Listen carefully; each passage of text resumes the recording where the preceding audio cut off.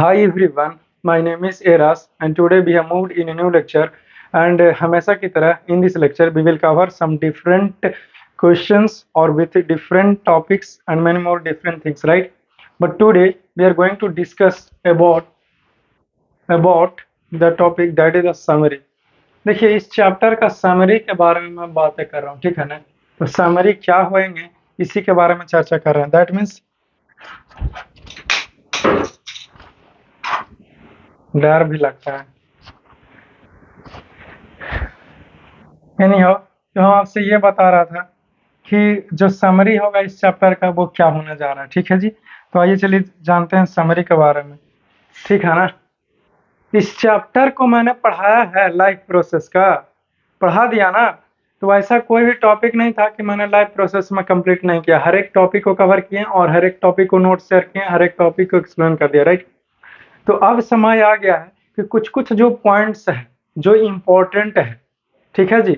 तो उस important points को मैं चाहता हूं कि आप लोगों के साथ शेयर करूं और मैं आप लोगों को सिखाऊं, राइट. तो कोई दिक्कत वाली बात नहीं है, no problem. Let us talk about the important points, right. तो उन्हीं सारी चीजों के बारे में डील करते हैं. इम्पोर्टेंट जो मुख्य रूप से जो पॉइंट्स है, जो तथ्य है, इन सभी चीजों को डील करेंगे कि क्या क्या ऐसा जो पॉइंट्स है वो इम्पोर्टेंट है इस चैप्टर में.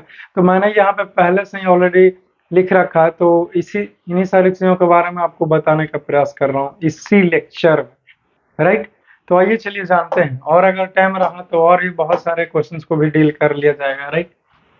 तो ये समरी बता रहा हूँ, बट उससे पहले कि आगे बढ़ जाऊं और पूरे भर दूं बोर्ड को, if you want you can write it. आप चाहो तो आप इसे लिख लो, आप चाहो और आप इसे लिख लो, राइट. चलिए, वेरी गुड, आपने चाहा और आपने इसे लिख लिया. नाउ जो पहला पॉइंट है वो ये है कि the processes involved in the basic activities and functions necessary for the survival or maintenance of a living body are called life processes or maintenance process. वैसा कोई भी प्रक्रिया जो बेसिक एक्टिविटीज को परफॉर्म किया जाता है और कुछ फंक्शंस है जो नेसेसरी है किया जाएगा, जो नेसेसरी फंक्शंस है उसको किया जाएगा, और जो बेसिक एक्टिविटीज है, जो बेसिक प्रक्रिया है उसे भी किया जाएगा. किस लिए? For the survival of the life, हमारे जीवन को सर्वाइव करने के लिए इसी particular surface that is the earth surface. तो इसी प्रोसेस को, इसी प्रक्रिया को हम लोग लाइफ प्रोसेसेस का नाम देते हैं, राइट. तो कोई पूछता है कि लाइफ प्रोसेसेस क्या होता है, तो उससे बोल दीजिए एक लाइन में कि वैसा प्रक्रिया जो हम लोग करते हैं इस संसार में जिंदा रहने के लिए, जीवित रहने के लिए, तो इसी प्रक्रिया को हम लोग लाइफ प्रोसेस का नाम देते हैं, राइट. तो कोई पूछा है लाइफ प्रोसेस क्या होता है तो बता दोगे ना, तो इसलिए यस, मुझे यकीन है कि आप बोल पाओगे और बता भी दोगे, राइट. चलिए, next point, the process of taking in food, वैसा प्रक्रिया जिसमें भोजन को हम लोग लेते हैं, खाते हैं, ठीक है. किस लिए? तो ऑब्टेनिंग एनर्जी, एनर्जी प्राप्त करने के लिए. किस लिए भाई? तो ग्रोथ करने के लिए, यानी कि बढ़ने के लिए, बड़ा होने के लिए, रिपेयर के लिए. And metabolism is called nutrition, और रिपेयर करने के लिए, जैसे हमारा मसल पार्ट्स वगैरह सब डैमेज होता है, मेटाबॉलिज्म, इनके बहुत सारे रासायनिक प्रक्रिया हमारे बॉडी में चलते रहता है, दैट इज द मेटाबॉलिज्म. तो इसी को हम लोग न्यूट्रिशंस कहते हैं, ठीक है. वैसा प्रक्रिया, मैं न्यूट्रिशन क्या होता है मैं फिर से रिपीट करता हूँ, वैसा प्रक्रिया जिसमें भोजन को हम लोग लेंगे, ठीक है, किस लिए, यानी कि खाएंगे किस लिए? एनर्जी प्राप्ति के लिए, ग्रोथ करने के लिए, इन सभी चीजों के लिए. तो उसको हम लोग न्यूट्रिशन का नाम दिया, राइट. तो आपसे कोई न्यूट्रिशन पूछेगा कि क्या होता है तो बोल दोगे ना, कोई दिक्कत तो नहीं ना होगा. चलिए, very good, very nice. Next बातें सीखते हैं जी और समझने का प्रयास किया जाए, राइट. बता रहा हूँ कि the mode of nutrition in which an organism prepares its own food, वैसा प्रक्रिया जिसमें ऑर्गेनिज्म जो है वो खुद से भोजन को बना सकता है फ्रॉम सिंपल रॉ मटेरियल, साधारण सा मटेरियल्स का यूज करके, जैसे, तो उसको हम लोग बोलते हैं ऑटोट्रॉपिक न्यूट्रिशन. तो आपसे कोई पूछे, इफ समवन में ask you what is autotrophic nutrition, तो आप उससे कह दीजिएगा कि वैसा प्रक्रिया जिसमें ऑर्गेनिज्म खुद से भोजन बनाता है सिंपल सिंपल चीजों का इस्तेमाल करके. तो इस तरह का न्यूट्रिशन को, इस तरह के प्रक्रिया को जो है वो ऑटोट्रॉपिक न्यूट्रिशन का हम लोग नाम दिए हैं, राइट. तो क्या होता है ऑटोट्रॉपिक न्यूट्रिशन, कोई पूछेगा तो बता दोगे ना, ऑब्वियसली यस, मुझे यकीन है कि आप बोल पाओगे कि क्या होता है, right. Okay, now let us talk about the next one, the process by which green plants make their own food. वैसा प्रक्रिया जिसमें जो ग्रीन प्लांट्स जो है वो खुद से भोजन को बना सकता है, ठीक है, बाय यूजिंग कार्बन डाइऑक्साइड का इस्तेमाल करके, वाटर का इस्तेमाल करके, लेकिन in the presence of sunlight and chlorophyll, sunlight और क्लोरोफिल रहना चाहिए, तो इज कॉल्ड फोटोसिंथेसिस। तो इसी को हम लोग फोटोसिंथेसिस का नाम दिए हैं। तो मैं रिपीट करता हूँ कि फोटोसिंथेसिस क्या होता है।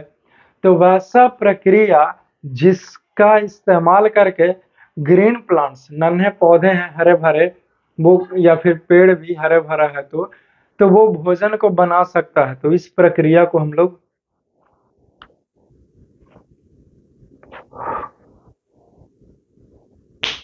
इस प्रोसेस को हम लोग जो है वो फोटोसिंथेसिस का नाम दिया, राइट। तो मुझे यकीन है कि फोटोसिंथेसिस क्या होता है तुझे समझ में आया होगा। लेकिन फोटोसिंथेसिस में जो है वो 4 चीजों का इस्तेमाल होता है। पहला हो गया कार्बन डाइऑक्साइड, दूसरा वाटर, तीसरा सनलाइट, चौथा क्लोरोफिल। वाटर जो है वो सॉइल से ले लेगा प्लांट्स, और कार्बन डाइऑक्साइड तो एयर से ले लेगा, और सनलाइट जो है वो सन से मिल जाएगा। क्लोरोफिल तो उसके पास है, ये है कि नहीं, पत्ते में जी, right. Next point, the mode of nutrition in which an organism obtains food. वैसा प्रक्रिया, वैसा न्यूट्रिशन का तरीका, वैसा न्यूट्रिशन का मोड, मेथड, जिसमें ऑर्गेनिजम्स जो है वो फूड को प्राप्त करता है, वो भी एक्सटर्नल सोर्स से। कैसे? तो एक्सटर्नल सोर्स से यानी कि बाहरी सोर्स से, यानी कि अंदर बना करके, मैंने मैं पुआ पकाया खा गया, ये वाला हाल नहीं है। मतलब बाहरी चीजों का इस्तेमाल करके भोजन को प्राप्ति करता है। जैसे में वो बाहरी चीज हो सकता है प्लांट्स, एनिमल्स हो सकता है, और देयर प्रोडक्ट्स, या फिर प्लांट्स और एनिमल्स से बना हुआ कोई भी प्रोडक्ट्स इज कॉल्ड।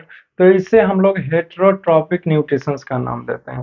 तो मैं रिपीट करता हूँ कि हेटेरोट्रॉपिक न्यूट्रिशन, अगर कोई पूछे कि क्या होता है तो आप उससे कहिएगा कि वैसा प्रक्रिया जिसमें ऑर्गेनिजम्स जो है वो बाहर से भोजन को प्राप्त करता है, जैसे में प्लांट से भोजन प्राप्त करता है, या फिर एनिमल से प्राप्त करता है, या फिर प्लांट से बना हुआ कोई भी वस्तु, या फिर जानवरों से बना हुआ कोई भी वस्तु, जो एनिमल्स, जो कोई ऑर्गेनिजम्स है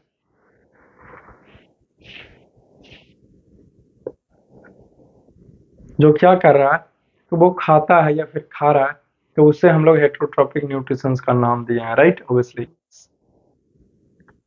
सवाल ये उठता है कि प्लांट्स से बना हुआ चीज, प्लांट्स से बना हुआ क्या हो सकता है। तो बहुत सारा साग हो गया जी, और उसका फल हो गया जी, और भी बहुत सारा चीज होता है, जैसे चावल हो गया, गेहूं हो गया, प्लांट्स का प्रोडक्ट ही तो है। एनिमल्स का प्रोडक्ट मिल्क हो गया जी, घी हो गया, पनीर हो गया, दही हो गया, स्वीट्स बनते हैं, ये सारे के सारे मिल्क प्रोडक्ट ही तो हैं, जो कि एनिमल्स का प्रोडक्ट है, एनिमल का दिया हुआ चीज है, राइट। और कोई कोई लोग तो जानवर को ही खा जाते हैं, जैसे मुर्गी का मीट हो गया, बकरी का मीट हो गया, ये सब चीज खा जाता है ना। तो फिर तो समझ गया ना हेटेरोट्रॉपिक न्यूट्रिशन क्या होते हैं। Okay, no problem, let us talk about the next one. Next point है वो भी इंपॉर्टेंट, सब पॉइंट इंपॉर्टेंट ही होगा।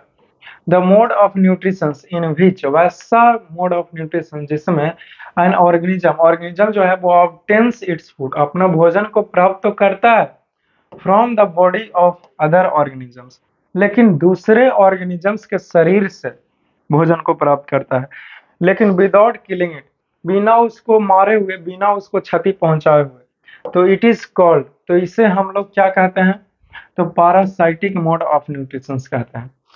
समझ गए?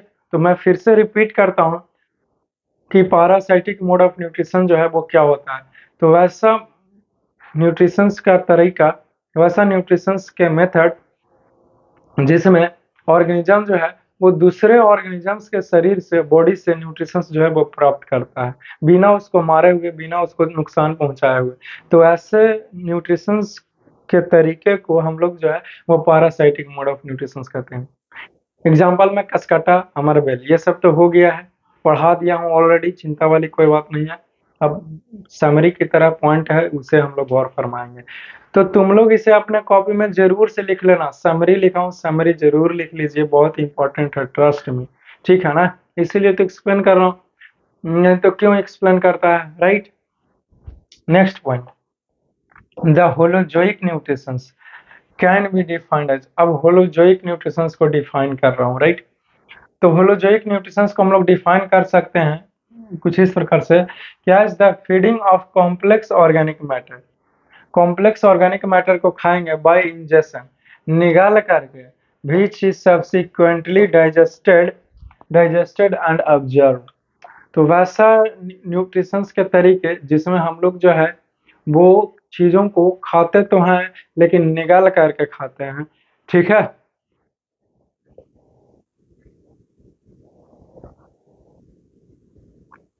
जिसमें कॉम्प्लेक्स फूड हो गया, रोटी चावल दाल, ये सब हम लोग खाते हैं, निगल जाते हैं, राइट। तो हम लोग को होलोजोइक न्यूट्रिशंस करते हैं, जिराफ वगैरह ये सभी होलोजोइक न्यूट्रिशन करता है, वो तो पत्ता ही खा जाता है, वो कोई कॉम्प्लेक्स चीज है, राइट। और फिर उसको डाइजेशन होता है और तब जाके हमारे बॉडी में ऑब्जर्वेशन स्टार्ट होता है, तो इसी चीज को तो होलोजोइक न्यूट्रिशंस का नाम दिया, राइट, इसलिए यस। चलिए, if you wants then you can write it. मैं फिर से आपके स्क्रीन से साइड हट गया हूँ, अभी भी अगर आपने इसे नहीं लिखा है तो मैं आपको मौका दे रहा हूँ, इसे जरूर से अपने कॉपी में लिख लीजिए, राइट, ऑब्वियसली यस। चलिए नेक्स्ट पेज पे मूव कर जाना, बोलो जल्दी। Yes sir. चलिए नेक्स्ट है, यहाँ पे ध्यान दीजिए। Next point, respiration is a biochemical process. Respiration जो है, पता नहीं क्या होगा, रिस्पायरेशन जो है वो एक बायोकेमिकल प्रोसेस है, राइट, इन विच, जिसमें breakdown of organic compounds, organic compounds का टूटता है, वो ब्रेक्स होते हैं, टेक्स प्लेस, ठीक है, वही होता है in a stepwise oxidation. Step by step होता है, ऑक्सीडेशन प्रोसेस होता है, यानी कि ऑक्सीजन को ऐड होना, with the subsequent release of, जिसमें क्या चीज रिलीज होते हैं, तो एनर्जी रिलीज होता है inside a living cell. Living cell के अंदर एनर्जी रिलीज होता है, ठीक है। रिस्पायरेशन के बारे में बताया गया, ठीक है ना। तो बताया गया कि रिस्पायरेशन क्या होता है, ठीक है। तो मैं आपको फिर से रिपीट करता हूँ कि रिस्पायरेशन क्या होता है। तो रिस्पायरेशन एक बायोकेमिकल प्रक्रिया जिसमें ऑर्गेनिक कंपाउंड्स जो है वो ब्रेक डाउन होते हैं, राइट, किस लिए, ताकि एनर्जी रिलीज हो सके, जिसको में ऑक्सीडेशन होता है, यानी कि ऑक्सीजन जो है वो ऐड होते हैं, ऑक्सीजन के प्रेजेंस में ब्रेकडाउन होते हैं ऑर्गेनिक कंपाउंड्स को और एनर्जी रिलीज होता है inside the living cell. Living cell जैसे हम लोगों के अंदर में होते रहता है, तो हम लोग रिस्पायरेशन करते हैं, राइट। हाँ पता है, ब्रीथिंग करते हैं, सांस लेते हैं और फिर ब्रीथिंग करते हैं, उसके बाद रिस्पायरेशन का प्रक्रिया होता है ना जी। दो टर्म है, ब्रीथिंग और रिस्पायरेशन दोनों अलग है, मैंने पढ़ा दिया है, राइट। तो समझ गया रिस्पायरेशन के बारे में, राइट। चलिए very good, very nice. Next point, cellular respiration के बारे में बताया जा रहा है। तो cellular respiration involves, cellular respiration जो है वो इन्वॉल्व्स करता है, यानी कि किस चीज का बारे में बता रहा है, तो the release of energy, energy तो रिलीज होगा लेकिन कैसे, तो बाय ऑक्सीडेशन ऑफ फूड, यानी कि glucose in the cells, that means कि ऑक्सीडेशन प्रक्रिया से एनर्जी रिलीज होगा सेलुलर रिस्पायरेशन में, ठीक है। ग्लूकोज जो है वो टूटेगा और एनर्जी रिलीज होगा सेल में। एंड कन्वर्जन ऑफ एनर्जी, और एनर्जी जो है वो कन्वर्ट हो जाएंगे, कन्वर्ट हो जाएंगे और रिलीज इनटू यूजेबल फॉर्म्स, और वो रिलीज हो जाएगा एनर्जी कन्वर्ट्स होकर यूजेबल फॉर्म में, जैसे में एटीपी के फॉर्म में एनर्जी रिलीज होगा, लेकिन एटीपी के फॉर्म में, जो एटीपी का फॉर्म फुल फॉर्म होता है एडिनोसाइन ट्राइफॉस्फेट, एटीपी का full form adenosine triphosphate, right. तो एटीपी का फुल फॉर्म जो है वो याद रखेगा, तो इसी चीज को जो है वो सेलुलर रिस्पायरेशन का नाम दिया है। मैं फिर से रिपीट करूं क्या, नहीं ना, चलिए ठीक है। नेक्स्ट है respiration that occurs in the presence of oxygen is called aerobic respiration. तो वैसा रिस्पायरेशन जो ऑक्सीजन के प्रेजेंस में होता है, तो इस तरह के रिस्पायरेशन को एरोबिक रिस्पायरेशन कहते हैं। मैंने बताया था रिस्पायरेशन क्या होता है, और मैंने ये भी पढ़ा था कि टाइप्स ऑफ रिस्पायरेशन, यानी कि रिस्पायरेशन के प्रकार भी बताया था। तो ये जो भी चीजें बता रहा हूँ समरी के रूप में, वो ऑलरेडी आपसे डिस्कस किए हुए हूँ, right. Okay, next point, respiration that occurs in the absence of oxygen is called anaerobic respiration। दो तरह का रिस्पायरेशन है, aerobic respiration and anaerobic respiration. Aerobic respiration वैसे रिस्पायरेशन को कहते हैं जिसमें ऑक्सीजन तो उपस्थित रहता है, लेकिन इनएरोबिक रिस्पायरेशन में ऑक्सीजन उपस्थित नहीं रहता है। तो इस तरह के रिस्पायरेशन को इनएरोबिक रिस्पायरेशन बोलते हैं, राइट। ये ना यानी कि ना रहेगा इसको में ऑक्सीजन, ठीक है। नेक्स्ट है the process of breathing in air is called inhalation और इंस्पिरेशन। अब एक टर्म आता है अलग से, इनहेलेशन और इंस्पिरेशन, जो कि मैंने बताया था कि वैसा प्रक्रिया the process of breathing in air, यानी कि वैसा प्रक्रिया जिसमें एयर को हम लोग क्या करेंगे, ब्रीथ इन, यानी कि एयर अंदर खींचेंगे। तो एयर अंदर हम लोग खींचते हैं, तो इसी प्रक्रिया को इनहेलेशन कहते हैं या फिर इंस्पिरेशन बोलते हैं। एक होता है इंस्पायर, इंस्पायर का मतलब होता है प्रेरित करना या फिर प्रेरणा, है कि नहीं, राइट। और इंस्पायर्ड होते हैं, इंस्पायरिंग होता है, बहुत सारा चीज होता है, वर्ब के कई फॉर्म है। नहीं हो मुझे तो उतना पता भी नहीं, ठीक है, बट कोई बात नहीं, यहाँ पे आपने समझ लिया ना इनहेलेशन और इंस्पिरेशन क्या होता है, राइट। चलिए नेक्स्ट पॉइंट को समझा जाए। The process of breathing out is called exhalation और एक्सपीरेशन।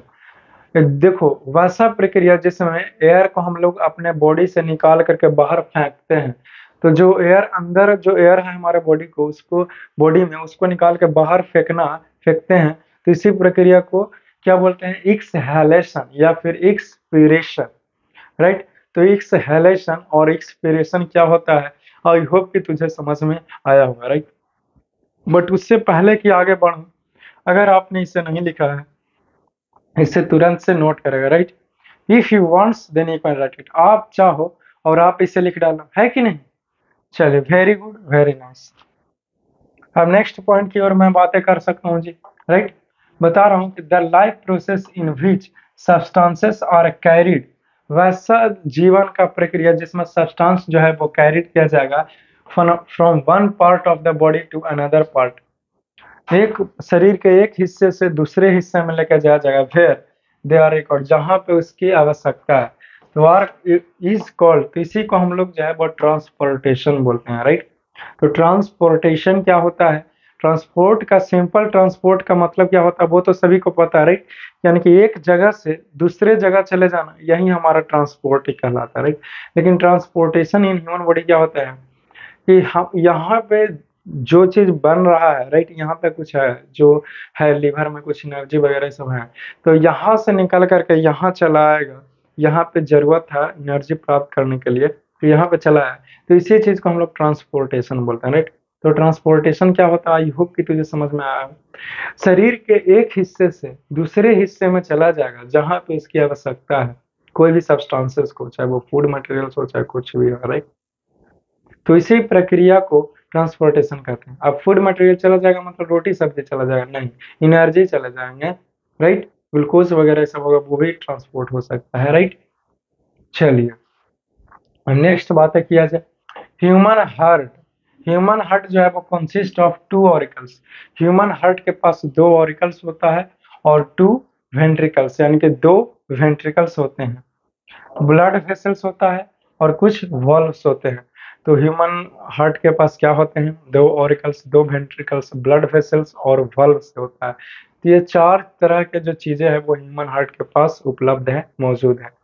तो ये भी इंपॉर्टेंट पॉइंट है, इससे भी आप लोग ख्याल रखिएगा, याद रखिएगा। Next point, the blood vessels, जो ब्लड वेसल्स है दैट कैरी ब्लड, जो कि ब्लड को कैरी करता ढोता है from heart to various parts, heart से यानी कि हृदय से शरीर के अलग अलग पार्ट से ऑफ बॉडी, और कॉल आर्टरीज, उसे हम लोग आर्टरीज बोलते हैं, राइट। तो आर्टरीज के बारे में बताया गया, ठीक है। तो वैसा ब्लड वेसल जो ब्लड को कैरी करता हो हार्ट से शरीर के अलग अलग हिस्से में, तो वो आर्टरीज का काम है। आर्टरीज का क्या काम है, हार्ट से ब्लड को ढो करके शरीर के अलग अलग हिस्से में ब्लड को पहुंचाना, ये आर्टरीज का काम है। तो उसे या फिर जो ऐसा करे उसको हम लोग आर्टरीज बोले हैं, right.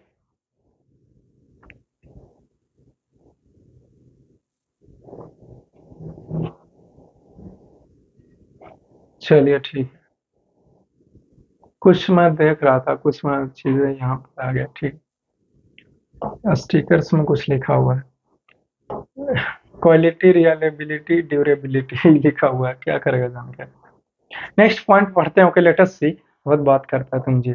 The blood vessels that collect blood from various parts of the body and brings it back to the heart are called veins. तो वेन्स का क्या काम होता है कि हमारे पूरे शरीर में ब्लड जो है वो फ्लो कर रहा है, तो पूरे शरीर से ब्लड को ढो करके पहुंचाएगा हार्ट हार्ट के पास। तो उस तरह का जो ब्लड वेसल्स हुए उसको हम लोग वेन्स बोलते हैं। तो वेन्स का ये काम होता है पूरे शरीर से हार्ट में ब्लड को लेकर जाना, ये वेन्स का काम है। ठीक है, वो जान गया वेन्स के बारे में ना। और वेन्स क्या होता है कोई पूछेगा बता दोगे ना। चलिए इसे फिर से मैं साइड हटता हूँ आपके स्क्रीन से, और अगर आपने इसे अभी तक लगी भी नहीं लिखा है तो इसे जल्द से जल्द नोट करने का प्रयास करो, राइट। इसे लिखिए ताकि कुछ और भी बातें मैं आपसे कर सकूं, राइट। मुझे यकीन है कि आपने इसे लिखा होगा, अपने कॉपी पे लिख रहे हो ना, लिख रहे हैं ना, लिख रहे हो ना, बोलो ना। कहाँ पढ़ता हूँ जी, राइट। चलिए, क्या हो गया।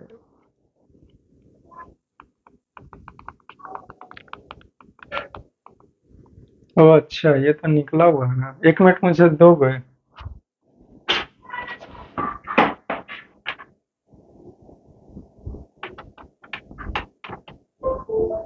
हाँ अब काम करेगा। 3 2 1 गो। चलिए, काम किया, बहुत अच्छा। अब नेक्स्ट समझने का प्रयास किया जाए, राइट। तो नेक्स्ट लिखा हूँ, दैट इज द कि कैपिलरीज और थीन वॉल। कैपिलरीज के बारे में बता रहा हूँ कि जो कैपिलरीज है वो पतला सा दीवार टाइप का, पतला सा चदरे टाइप का, जो माइक्रोस्कोपिक ब्लड वेसल्स यानी कि छोटा छोटा बहुत ही पतला पतला, इस प्रकार से लेंसेस लगा करके देखते हैं। तो उस तरह का जो ब्लड वेसल्स है उसको हम लोग कैपिलरीज का नाम दिए, माइक्रोस्कोपिक ब्लड वेसल्स यानी कि बहुत छोटा है। माइक्रोस्कोप लगा कर देखेंगे तो दिखाएगा कितना पतला पतला होता है, सोच। माइक्रोस्कोपिक का मतलब क्या होता है, वही ना, माइक्रोस्कोप से देखेगा। बोलो। Next point, the rhythmic contraction and relaxation of the heart occurs at an average rate of 72 times per minute is called heart beat। जो हार्ट हमारा रिदमिक कॉन्ट्रैक्शन एंड रिलैक्सेशन यानी कि धुक धक धुक धक धुक धक धुक धक धुक धक धुक धक, कॉन्ट्रैक्शन रिलैक्सेशन, कॉन्ट्रैक्ट कर रहा है, रिलैक्स कर रहा है। कॉन्ट्रैक्ट मतलब सिकुड़ना, रिलैक्स का मतलब हुआ फैलना। तो जो हार्ट हमारा सिकुड़ता है फैलता है, सिकुड़ता है फैलता है, एक एवरेज रेट से 1 मिनट में 72 बार, तो इसे हम लोग हार्ट बीट बोलते हैं। समझ गए। तो आपसे कोई पूछता है कि हार्ट बीट क्या होता है तो नहीं बता दोगे। मुझे यकीन है ऑब्वियसली आप बोल सकते हो, बता दोगे, right. Okay, next point, the periodic expansion and elongation of the, जो पीरियोडिक एक्सपेंशन करे यानी कि फैले, और फिर इलोंगेशन ऑफ द आर्टियल बॉल्स, और आर्टियल बॉल्स जो है वो लंबा हो जाए, चौड़ा टाइप का हो जाए walls, due to regular contraction of the heart muscles.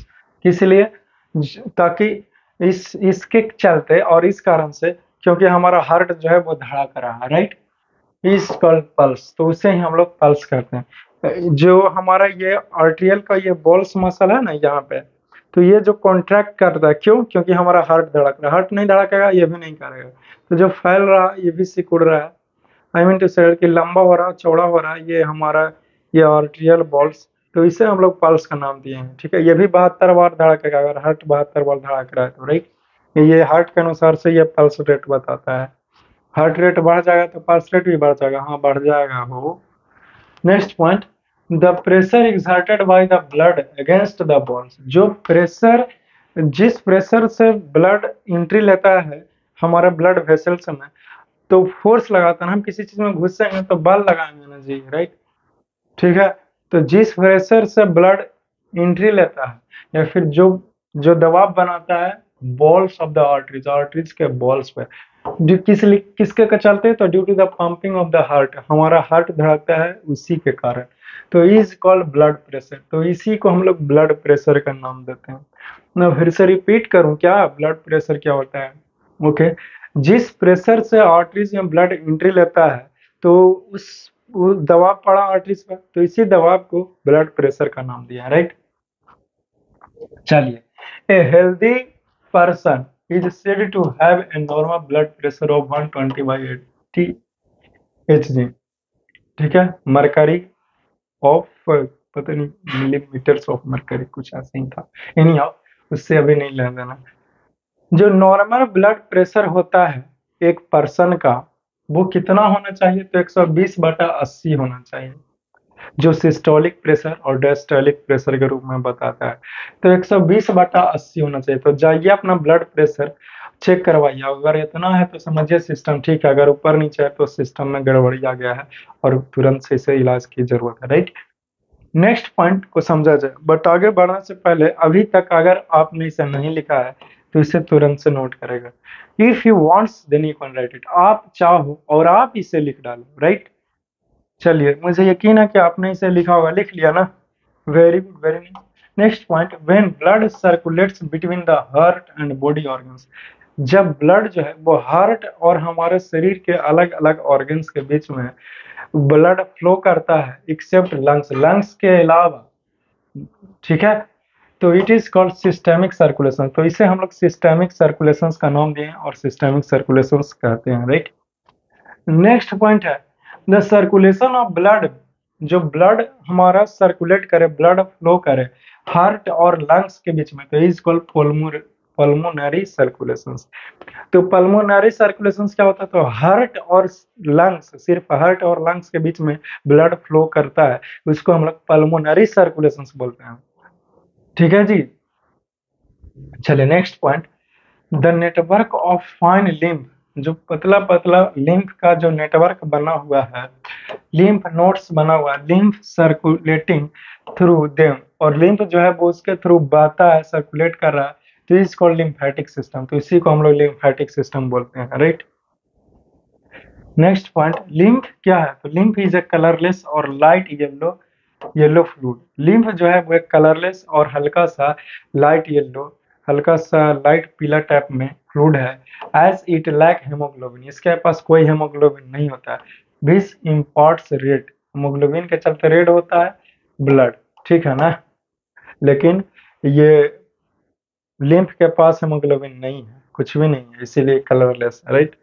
Next point, xylem is a complex tissue. Xylem जो है वो एक कॉम्प्लेक्स टिश्यू है दैट कंडक्ट्स वाटर, जो वाटर को कंडक्ट करता है और मिनरल्स को भी ढोता है, ठीक है। From roots to the leaves, roots से, जड़ से पत्ते तक ले जाता है वाटर को, उसे हम लोग जाइलम बोलते हैं, जो कि एक कॉम्प्लेक्स है, टिश्यूज है। किसका? प्लांट्स का, हम लोगों में नहीं, प्लांट्स का सिस्टम है। चलिए, if you wants you can write it, आप चाहो और आप इसे लिख डालो, राइट है कि नहीं? चलिए इसे लिख लीजिए ताकि और भी बातें मैं आपसे कर सकूं। चलो लिख लिया। चलिए नेक्स्ट पॉइंट को समझा जाए और सीखा जाए।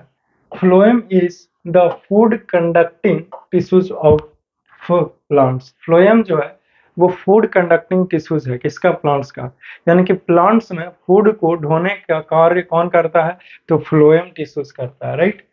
नेक्स्ट पॉइंट, नेक्स्ट है द लॉस ऑफ वाटर, जो वाटर लॉस करता है in the form of water vapour. Plants में वाटर जो है वो लॉस करते हैं वाटर वेपर के रूप में from aerial parts of the plants, यानी कि प्लांट्स के ऐसे हिस्से से जो हवा में है, जैसे उसका तना, ब्रांच, पत्ते, है कि नहीं, ये सब, राइट। Is called transpiration. तो उसको हम लोग ट्रांसपीरेशन क्या कहते हैं? तो ट्रांसपीरेशन क्या होता है, मैं फिर से रिपीट करता हूँ। तो प्लांट्स के एरियल पार्ट से जब वाटर लॉस करे वाटर वेपर के रूप में, तो इसी को हम लोग ट्रांसपीरेशन कहते हैं। ट्रांसपीरेशन कहीं से भी हो सकता है प्लांट्स में, राइट। एरियल पार्ट से हो तो ट्रांसपीरेशन कहेंगे, इस चीज को गौर करना, एरियल पार्ट्स लिखना जरूरी है, ठीक है। Next point, the movement by which the synthesized food is transported from leaves to other parts, वैसा मूवमेंट, ठीक है, इन विच, जिसमें सिंथेसाइज्ड फूड, जो फूड बन चुका है प्लांट्स में, ठीक है ना, सिंथेसाइज्ड फूड यानी कि जो भोजन है जैसे ग्लूकोज वगैरह से, वो ट्रांसपोर्ट होगा कहाँ से? तो लीव्स से प्लांट्स के अदर पार्ट्स में, ठीक है। तो इज कॉल्ड ट्रांसलोकेशन। तो उसको हम लोग ट्रांसलोकेशन बोलते हैं, ट्रांसलोकेशन, TRANSLOCATION, ट्रांसलोकेशन लिख लेगा। चलिए, if you wants then you can write it, आप चाहो और आप इसे लिख डालो। मैं आपके स्क्रीन से साइड हट गया हूँ, और आप जो है वो इसे बहुत अच्छे तरीके से लिख डालो, राइट। चलिए, मुझे यकीन है कि आपने इसे लिखा होगा। नेक्स्ट पॉइंट को समझने का प्रयास किया जाए। द मैकेनिज्म ऑफ ट्रांसपोर्ट, जो ट्रांसपोर्ट का मैकेनिज्म, ठीक है, ऑफ फूड, भोजन का, बाई फ्लोएम, जो मैकेनिज्म है कि फ्लोएम का के द्वारा फूड जो है वो ट्रांसपोर्ट होएगा टिश्यू से, तो इसी को हम लोग कॉल्ड मास फ्लो हिपोथेसिस। तो मास फ्लो हिपोथेसिस कहते हैं। तो कोई आपसे पूछता है कि मास फ्लो हिपोथेसिस क्या होता है, तो कहिए कि जो मैकेनिज्म है कि फ्लोएम के द्वारा भोजन जो है वो प्लांट्स में ट्रांसपोर्ट होएगा, तो इसी मैकेनिज्म को मास फ्लो हिपोथेसिस कहते हैं, right. Next point, the biological process, वैसा बायोलॉजिकल प्रोसेस जिसमें removal of harmful toxic substances, जिसमें हार्मफुल टॉक्सिक सब्सटेंस है, जो हार्मफुल मटेरियल्स हो गया, ठीक है, और या फिर मेटाबॉलिक बेस्ट प्रोडक्ट, जो शरीर में प्रक्रिया होता है उसका बेस्ट प्रोडक्ट, बेस्ट मटेरियल्स वगैरह सब जो है वो क्या होगा, फ्रॉम द बॉडी, वो हमारे शरीर से निकल जाएगा, ठीक है ना। इज कॉल्ड, तो इसको हम लोग एक्सक्रेशन बोलते हैं, EXCRETION, एक्सक्रेशन का स्पेलिंग ये होता है, ठीक है। तो इसको हम लोग एक्सक्रेशन बोलते हैं। तो मैं रिपीट कर दूं, क्या एक्सक्रेशन क्या होता है, तो वैसा प्रक्रिया जिसमें बेस्ट मटेरियल जो है वो हमारे बॉडी से बाहर निकलेगा, तो इस प्रक्रिया को एक्सक्रेशन बोलते हैं, right. Next point, kidneys are reddish brown, kidney जो है वो हल्का सा लाल और ब्राउन टाइप का होता है। बीन शेप, एक बीन शेप्ड में किडनी होता है, काजू की तरह। पेयर्ड ऑर्गन्स, यानी कि एक नहीं है, दो में है, पेयर में है, ठीक है। दो पेयर नहीं है, एक पेयर है। पेयर का मतलब क्या होता है, जोड़ा में होना, यानी कि दो किडनी है हमारे पास। That excrete nitrogenous waste and other waste product, जो कि नाइट्रोजिनस वेस्ट वगैरह इस सबको बाहर फेंकने का में हेल्प करता है, और बेस्ट प्रोडक्ट, और भी बहुत सारे बेस्ट प्रोडक्ट हमारे बॉडी से जो है वो बाहर निकाल फेंकने में किडनी मदद करते हैं, जैसे यूरियास वगैरह, ये सब, यूरिक एसिड वगैरह। Next point, the process of filtration of blood, जो प्रक्रिया है ब्लड को फिल्टर होने का, जो ग्लोमेरुलस में होता है अंडर हाई प्रेशर, जो हाई प्रेशर से होता है, एकदम फास्टली जाता है blood, is called ultra filtration. तो इसी को हम लोग अल्ट्रा फिल्ट्रेशन कहते हैं। तो अल्ट्रा फिल्ट्रेशन क्या होता है, तो ग्लोमेरुलस में ब्लड जो है वो हाई प्रेशर से एंट्री लेता है, और ब्लड जो है वो फिल्टर होता है, यानी कि गंदा खून जाता है, बेस्ट मटेरियल ब्लड में है वो एंट्री लेता है ग्लोमेरुलस में, और वहां से छन करके बढ़िया खून बाहर आता है, हमारे बॉडी में ही जाएगा फिर से वो छन करके। तो इसी को हम लोग अल्ट्रा फिल्ट्रेशन बोलते हैं। तो ये बोर्ड एग्जामिनेशन के लिए इम्पोर्टेंट नहीं है, नहीं आएगा I think. Next point, the act of passing urine, जो यूरिन पास करता है फ्रॉम बॉडी, हमारे बॉडी से, इस कॉल्ड, तो इसको हम लोग यूरिनेशन या फिर